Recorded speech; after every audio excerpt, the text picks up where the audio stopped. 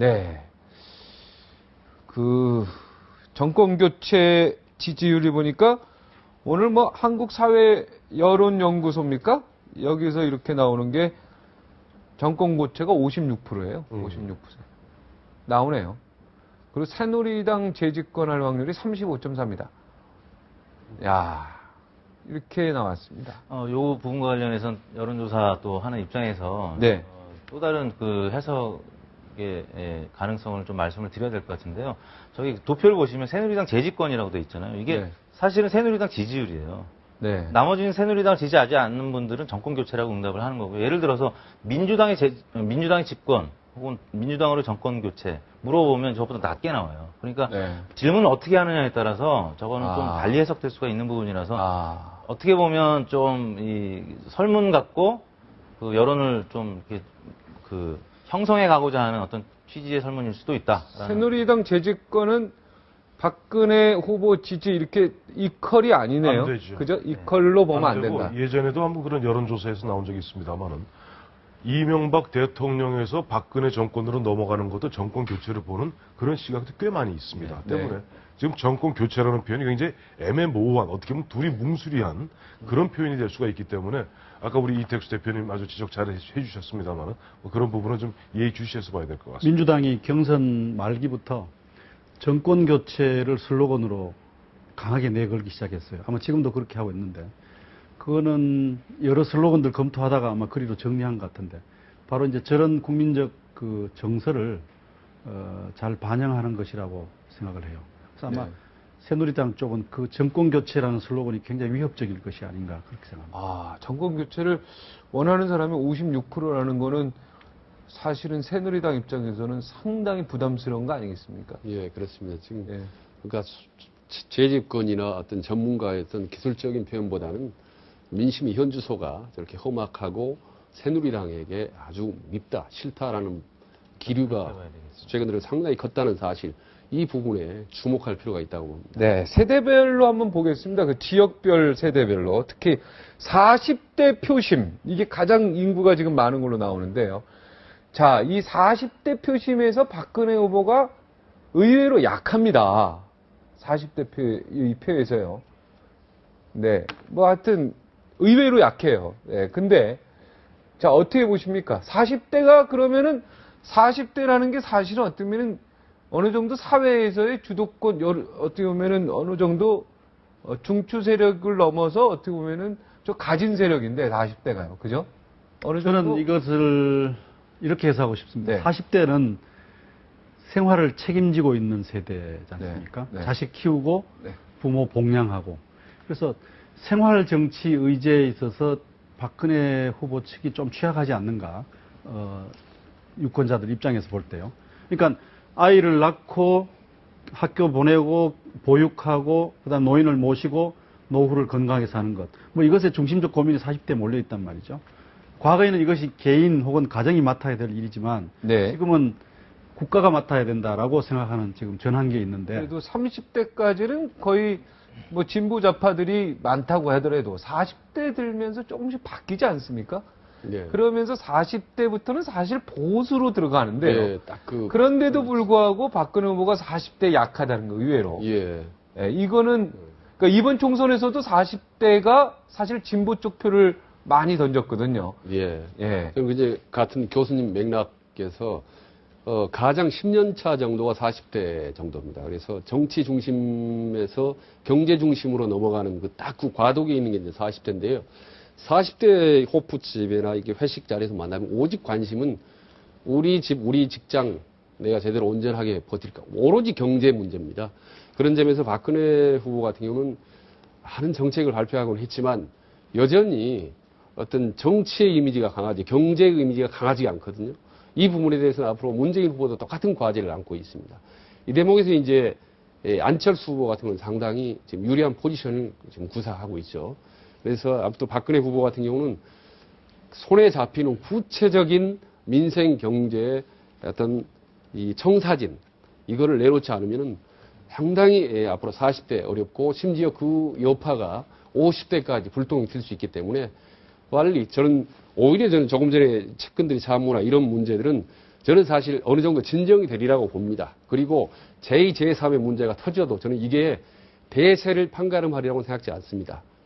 오직 국민의 시대정신에 맞는 경제적인 정사진을 얼마나 박근혜 후보가 제시하느냐. 이게 큰 대세를 흐름을 형성하지.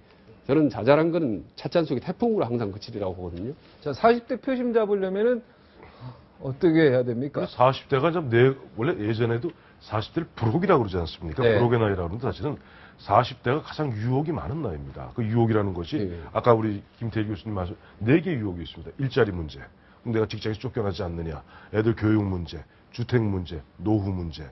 이 4가지 문제가 다 걸려 있고 지금 우리 지금 40대라는 게 대략 보면은 대학으로 얘기하면 83, 4년경에 대학 다녀서 한 93, 4년까지 대학을 다녔던 요 층을 얘기합니다. 이 층들이 보면 당시 사회적 분위기에서 굉장히 보면은 민주화를 경험하면서 주도적 역할을 했던 학생 시절에 열정이 끌어넘치면서 어느 순간에 생활인으로 돌아와 있는데 막상 생활을 하다 보니까 굉장히 어려워요.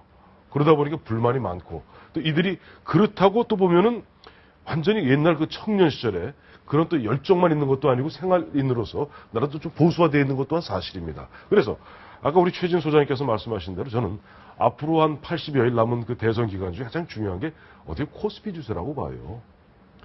경제가 안정되면은 40대는 일단 보수적인 선택을 하기 마련입니다. 그런데 만약에 경제가 어렵다. 옛날에 우리가 이제 15년 전에 IMF 때 같이 갑자기 뭐 그런 어떤 경제적 위기가 온다 그렇게 되면은 40대들이 제일 먼저 이반을 합니다. 심리적으로. 그래서 아까 말씀하신 대로 앵커께서 말씀하신 대로 박근혜 후보 입장에서는 결국 아까 40대 4가지 문제점. 일자리나 직장이죠. 그러니까 직장, 교육, 주택, 노후 문제를 갖다가 뭔가. 그러나 일조일석의 포퓰리즘식으로 한꺼번에 풀어줄 수 있는 그런 전가의 보도 같은 정책은 없습니다. 어떻게 이제 이들 마음에 조금 눈높이를 맞추면서 방향, 흐름, 지향성을 같이 하느냐. 이것이 아마 박근혜 후보나 새누리당 입장에서는 아마 취해야 될 전략이라고 봅니다. 제가 아마 패널 중에서는 유일하게 40대인 것 같은데요. 저도 40대. 패널 중에서. 아, 예. 예. 그 소장님 40대 아니시죠? 네, 50대. 다 50대입니다, 여기. 아, 60, 아니, 50대. 죄송합니다. 대략 40대 지지율 추이가 불과 한 달 전까지만 새누리당 경선 거치면서 박근혜 후보가 지지율이 이제 고공행진할 때만 해도 네. 40대는 이제 비슷비슷했었어요. 박근혜 네. 대 안철수 양자 구도를 보면. 근데 지금은 대략 한 40대 55로 한 10에서 15% 안철수 원장이 앞서 나가기 시작을 했는데요. 제 주변에 실제 친구들을 만나보면 대략 이 정도의 분포입니다. 비슷비슷하지만 안철수 원장 쪽이 조금 더 많은. 그래서 이상과 현실이 오버랩되는 나이가 40대잖아요. 그래서 뭐 주택 문제, 어제 그 박근혜 후보가 전세 문제도 얘기하고 그랬는데 오늘 기자회견보다 사실 그런 주택 문제 그 말씀하실 때는 조금 아직은 신뢰감이 좀 떨어지는 건 사실입니다. 저희 소비자들 입장에서 아니면 뭐 이 가장 입장에서 조금은 다른 정치적인 부분에 있어서는 신뢰가 가는데 경제적인 부분에 있어서는 아직 거대 담론, 경제 민주화 뭐 이런 문제들만 얘기하니까 아직은 40대들이 좀 표를 좀 기꺼이 주기에는 좀 부족한 부분이 분명히 있는 건 사실입니다. 이 대표에게만 여쭙게, 이 얘기는. 투표 시간이 2시간 늘어나면 네. 어떻게 될 것 같습니까? 이게 만약에 정치권에서 이루어지지 않고, 만약에 선관위나 학계에서 그냥 어느 정도 얘기가 진행이 됐다면, 그리고 선거 시즌이 아닐 때, 그러면 아마 그냥 조용히 그렇게 될 수도 있었다고 봐요. 근데 이미 이거는, 새누리당이 굉장히 불리한, 불리하죠. 구조거든요. 그러니까 이거는, 당에서도 도저히 받아들여질 수가 없는 지금 시간대입니다. 그 2시간대라는 거는. 네. 왜냐하면, 지난 뭐 총선 지방선거 거치면서, 마지막 한두 시간에 역전되는 그 모습을 봤거든요. 실제 여론조사를 해보면, 뒤로 가면 갈수록 야권 지지층이 굉장히 지지율이 높아져요. 오히려 새누리당 입장에서 당기고 싶을 겁니다. 아마 뭐 5시나 4시 쪽으로. 아, 지금 이게 결정된 게 아닌 거죠? 그렇죠. 예. 네. 그 소위원회에서 아직 뭐 결정이 안 됐고. 법안은 이제. 제가 볼 때는 과정이- 결정될 가능성이 전혀 없다.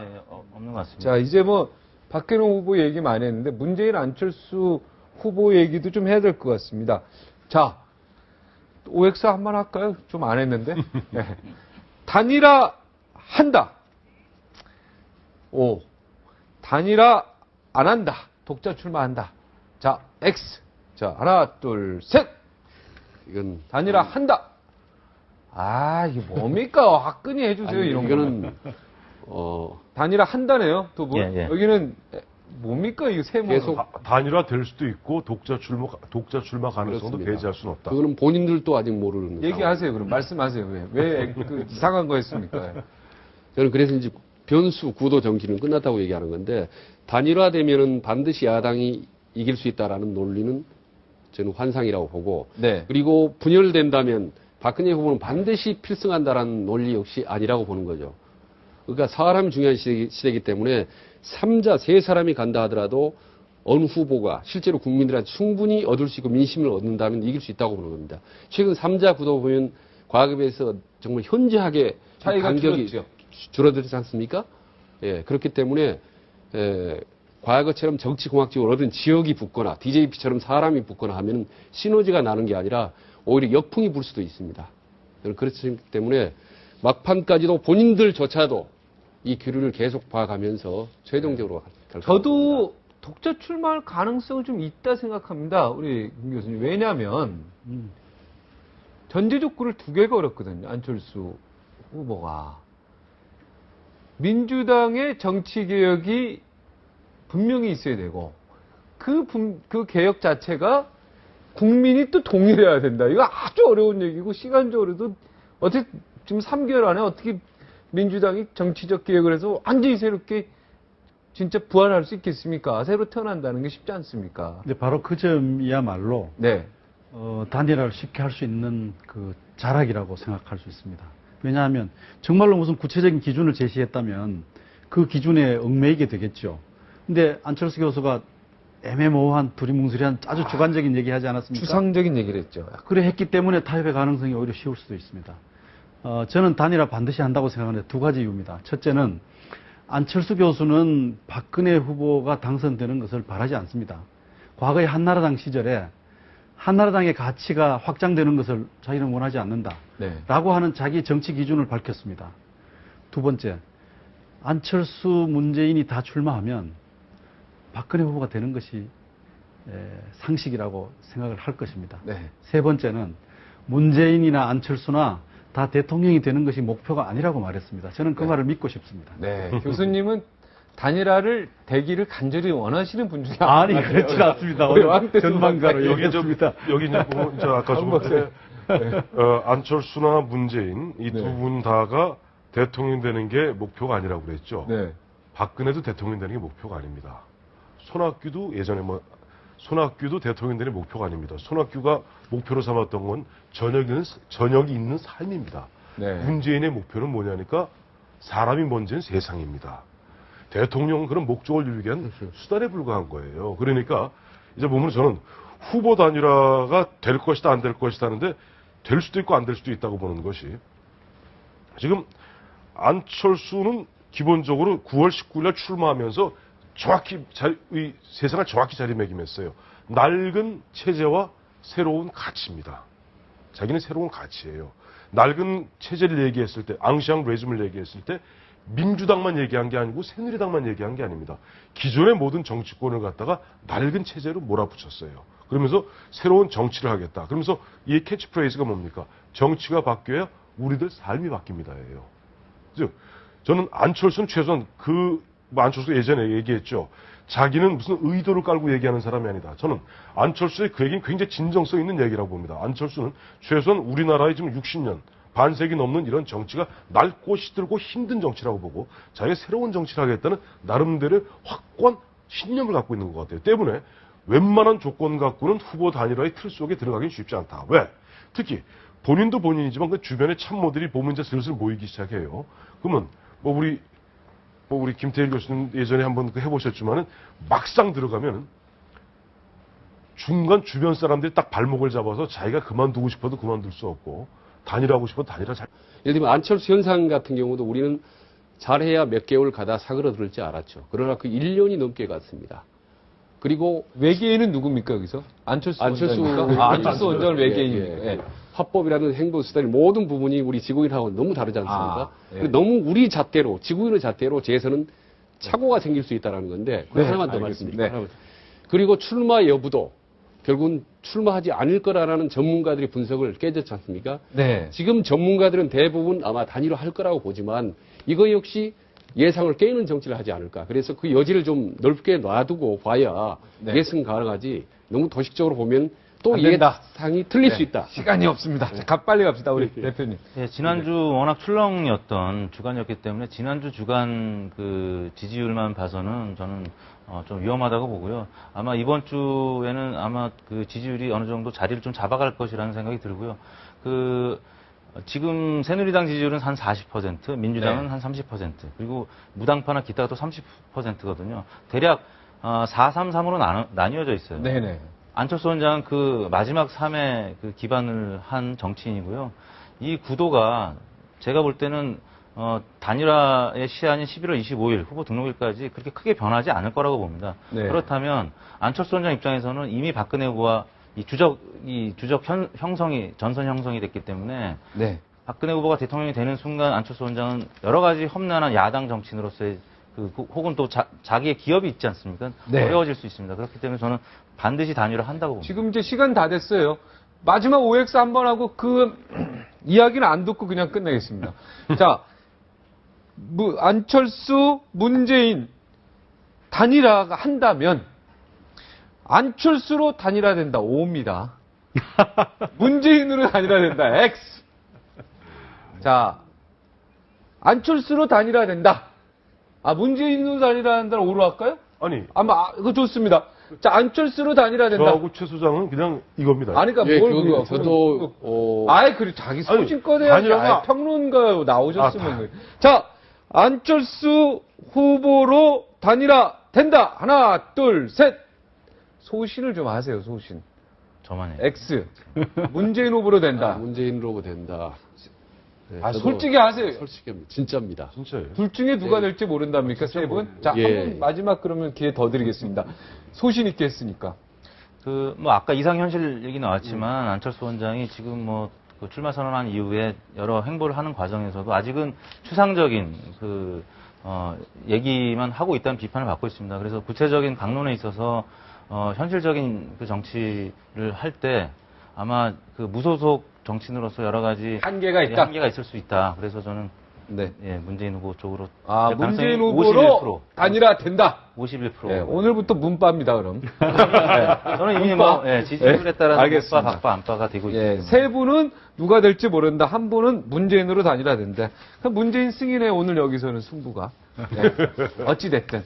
자, 다음에 오늘 재밌는데 한 번 더 하죠, 뭐. 다음 주 월요일. 더 근데 할까요? 이제 한번 태도난만 많이 봤지만 네. 오늘 이런 질문은 너무 무지막지한. 무지막지하니까 또 재밌잖아요. 또. 네. 그러니까 태도만 맞죠. 네. 자, 다음 주 월요일 날 또 뵙겠습니다. 오늘 고맙습니다. 네, 감사합니다. 감사합니다. 친절은요, 상대방을 기분 좋게 만듭니다. 하지만 지나친 친절은 부담스럽습니다. 뒷맛이 안 좋습니다. 왜냐하면요, 지나친 친절은 거짓이기 때문입니다. 여기서 마치겠습니다. 고맙습니다.